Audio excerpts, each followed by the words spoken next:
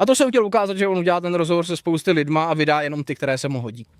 Tak mně bylo řečeno, že pronásledujete tady admina profilu Restart Česko. Co mi k tomu řeknete? Tak já toho motoristu pronásleduji, to je pravda, protože se mi nelíbilo, co dělal na minulé demonstraci a rozhodl jsem se, že je potřeba s tím něco udělat, takže jsme sem dnes s přáteli a naším týmem vyrazili pána najít.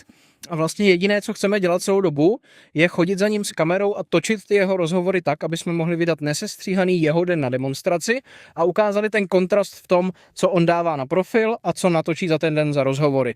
Bohužel, když zjistil, že za ním stojí ještě jiná kamera, na kterou nemá kontrolu, tak se rozhodl ty rozhovory nedělat a jenom utíká.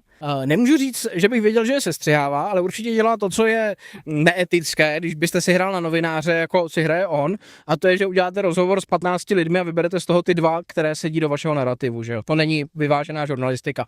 A to jsem chtěl ukázat, že on udělá ten rozhovor se spousty lidma a vydá jenom ty, které se mu hodí.